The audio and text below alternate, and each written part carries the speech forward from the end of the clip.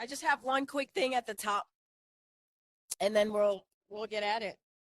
So we're on our way to New Hampshire, where the president will be joined by the Secretary of Veterans Affairs, Dennis McDonough, and Senators Shaheen and Hassan to deliver remarks on a key priority of his unity agenda, supporting our nation's veterans. President Biden signed the landmark Bipartisan PACT Act into law almost 2 years ago in August, enacting the most significant expansion of health care benefits and services for toxic exposed veterans in more than 30 years. Thanks to this law, the president will announce today that more than 1 million PACT Act related claims have now been granted. More than 888,000 veterans and survivors across all 50 states and U.S. territories are now receiving new service-connected disabilities benefits, and that includes thousands of veterans in New Hampshire. President Biden believes that our nation has a sacred obligation to properly prepare and equip the troops we send into harm's way and to care for them and their families when they return home. And soon you will hear directly from the president, who will obviously share more on this. Go ahead, Sunman. Okay. Thanks, Karine. Earlier today, Israeli officials seized equipment from the AP and took down our live shot that had been going into northern Gaza. How is that acceptable behavior in a democracy? They're citing their new media law. Does the administration have a reaction to that, the Israeli government's action? So thanks for the question. We've seen the reporting, and obviously we're looking into them. And you hear this from me and obviously the president himself when we talk about journalism and the importance and how essential it is to the pillars of our democracy. And we have women and men certainly worldwide who work very hard 24/7, obviously, to uphold those pillars of democracy. And so it is essential that continues. And that certainly includes journalists at the AP. And so we're looking into it. We've seen the reporting, but we stand firm in our belief in making sure that journalists have the ability and the right to do the job that's incredibly important for them to do. Do you condemn that action? I mean, I want to be really, really mindful. We're looking into it, and obviously this is concerning, and so we want to look into it. But we've always been clear the importance of the work that you all do and the work that journalists do, and again, how it is the pillar of our democracy. It is certainly part of our freedom. And you hear us say this all the time. You guys are the fourth estate. You guys hold us accountable. And make sure that the facts are out there, and that is essential to the American people, to the world, globally. And so we're going to always continue to be steadfast on that, and certainly we're going to look into this, and it is concerning to hear. So I wanted to, sorry. Yeah, sure. The House Republicans are preparing legislation that would impose sanctions on the ICC after that announcement yesterday. Obviously, the president has condemned the ICC announcement as well. So is this effort from Republican lawmakers something that he supports, or something that he could support? I'm just going to reiterate what the president said yesterday. You heard from him directly when he delivered remarks yesterday afternoon. The ICC prosecutor's application for arrest warrants against Israel leaders is outrageous. We fundamentally reject it. So we're having discussions, to your questions, with the Hill on the next steps. So I'm not going to get ahead of those discussions, but it doesn't. Obviously, you heard the president speak to this pretty forcefully yesterday to all of you. The former president had up a video that referred to a unified Reich. Does the White House have any reaction to that? So going to be really mindful. Obviously, the former president is a presidential candidate in 2024. So going to be careful about responding to him directly. I will say, point you to the campaign's comments or statement yesterday. I will also obviously share that the president is clearly tracking this, and you'll hear from him directly on this later today. What I want to say more broadly is it is abhorrent, sickening, and disgraceful for anyone to promote content associated with Germany's Nazi government under Adolf Hitler.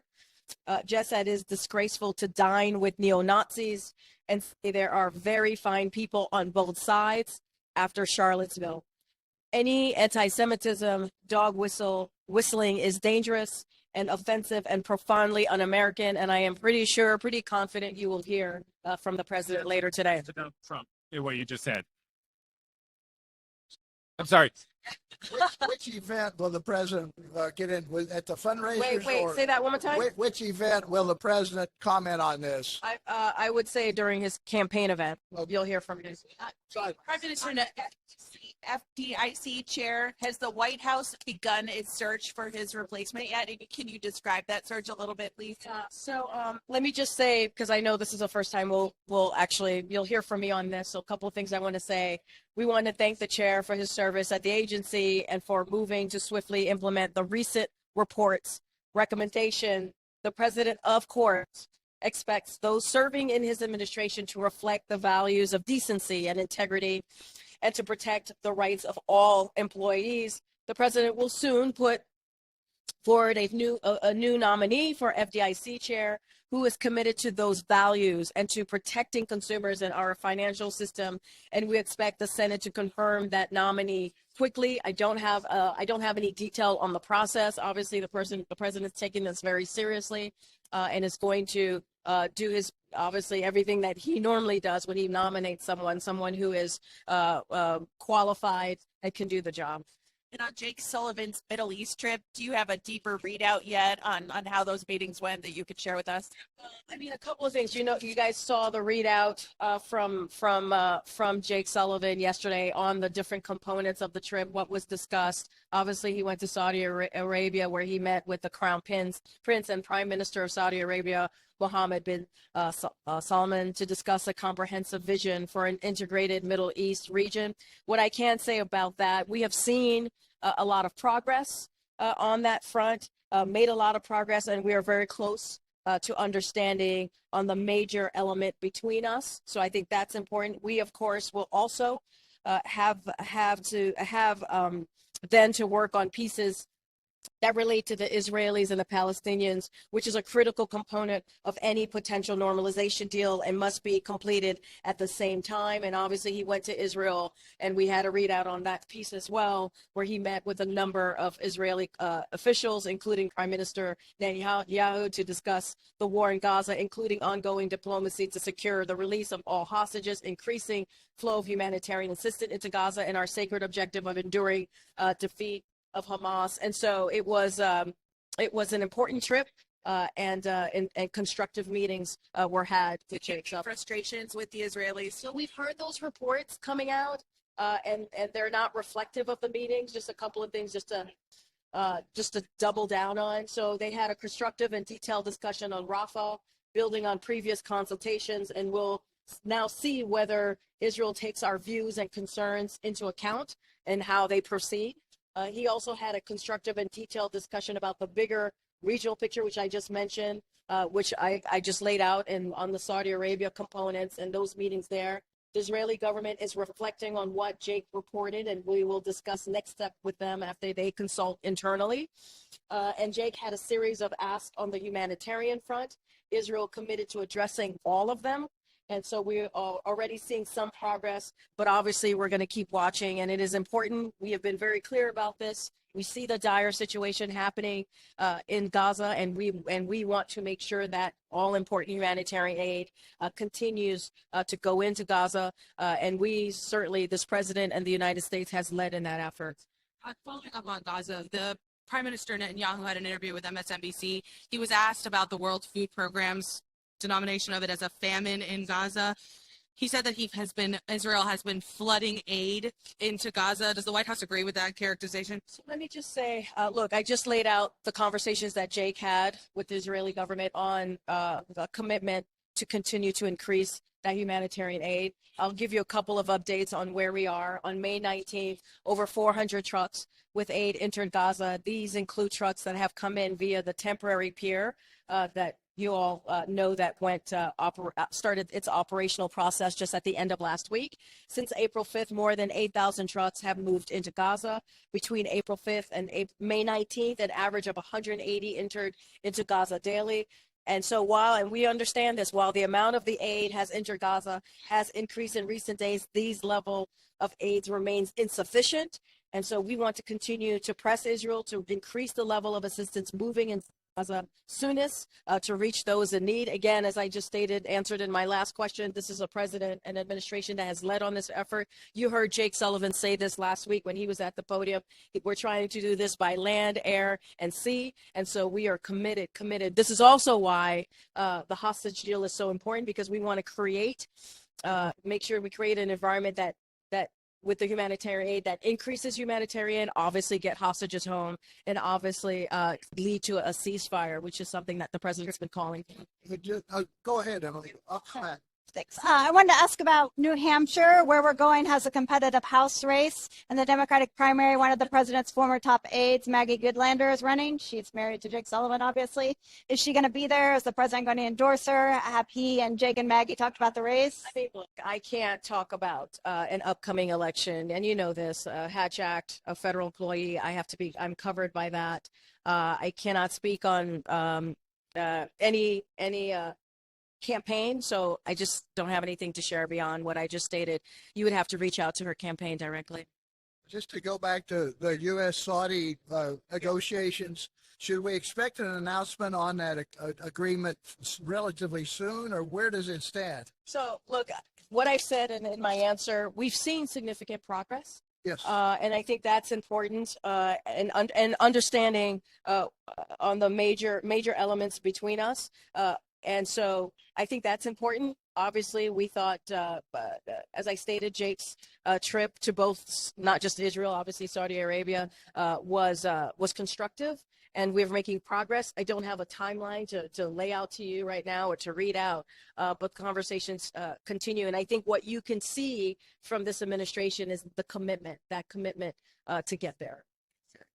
I wanted to ask a question about the upcoming state visit this week. It's the first state visit by a leader of Africa since 2008. And obviously, the president said he would visit the continent last year, and that never happened. I'm just wondering, taken together, what does that say about the U.S. and the Biden administration's commitment to the U.S.-Africa relationship? I mean, look, I think the commitment to the U.S.-African relationship is critical and important. And you saw that in I'm trying to remember, in 2022, right? In that December 2022, where he had leaders of African nations, another summit that was historic, and they talked about U.S. Africa relations, and the president did that because he wanted to deepen that relationship, truly work on it in a way that has longstanding effect. As it relates to the state visit this week, we believe this is a significant visit. It marks the 60th anniversary of our official relations with Kenya, and the first state visit by an African leader, as you just stated, since 2008. Kenya is a key partner on an array of issues, including security, trade, investment, health, and climate, and we're looking forward to hosting. The president and the first lady certainly are. The visit is also emblematic of our broader commitment to deepening, as I just stated, our partnership across the continent of Africa, building on those conversations I just also laid out that we had back in December of 2022 with the U.S. Africa Leaders Summit.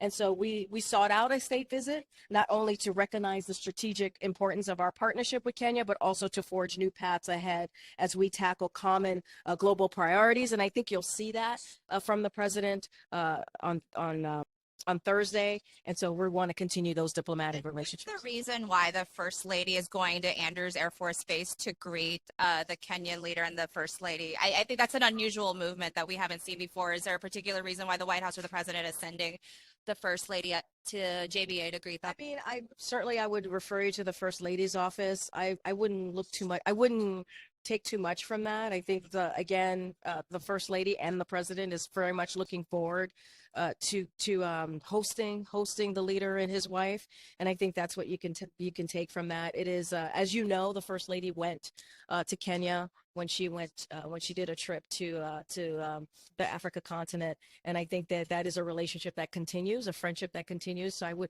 take too much from her reading that. preview any of the state dinner guests? Who should we be watching for?